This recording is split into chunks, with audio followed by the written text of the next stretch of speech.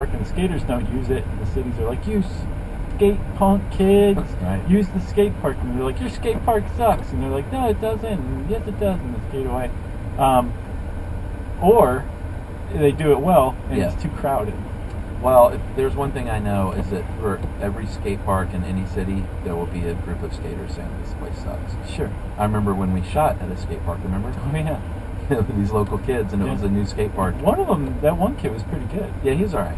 But I asked him, I was like, guys, this is great, right? This is new, and it's in Decatur, and like, they're like, no, it sucks.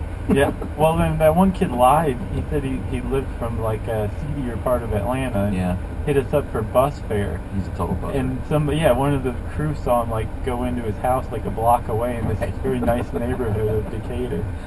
And hide his skateboard in his backyard. They can be different. They can be like smaller half pipes and ramps and rails and things and obstacles to.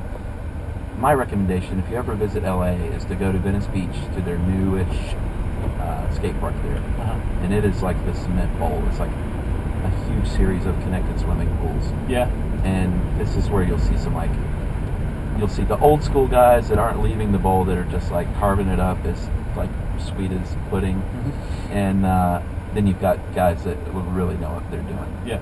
Like catching air and doing, 360s. And there's a bulldog that rides a skateboard there too. I've heard that. You should see him. It's quite amazing. Sure it is. Like he can't catch air or whatever, but just the fact that a dog is using a skateboard is pretty awesome. So should we talk about some tricks? Let's. Well, almost every trick on Earth is based on the ollie. The trick. Named after Alan Ollie Gelfand. He invented it in the 1970s, mid-1970s.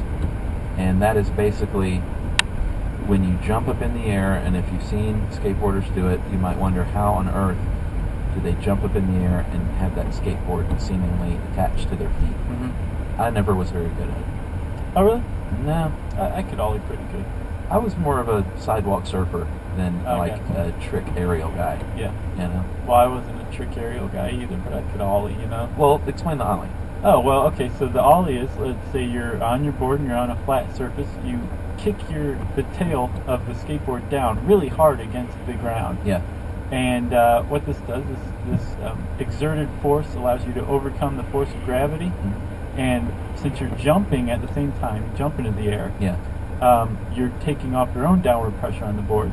So the front of the board, the nose, goes up high in the air. Yeah. And the fact that you slap the tail against the ground means the tail comes up into the air until it's even with the nose. Yeah. And the board's flat in the air, and it looks like it's attached to your feet if you do it right. Yeah. And all of a sudden, you and the board are 4 feet into the air, and then you come back down and land it.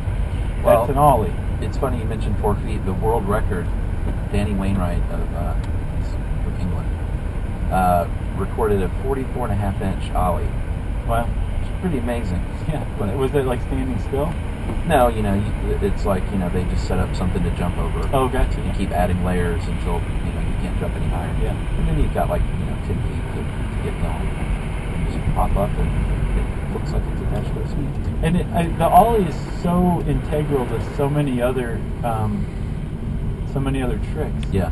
That it's almost not a trick any longer in and of itself. It's like the basic mechanic of whatever other trick follows. Right. But like you pretty much can't do anything without ollie. How those guys originally caught air on vert skating was to ollie off of the coping at the top. Yeah. And then you would catch some serious air because you already had that extra momentum behind you as well. All right, so we'll talk about a few of the terms here in a minute that if you watch the X Games and you're not familiar and you hear these words, we're going to clear it up for you right after this message.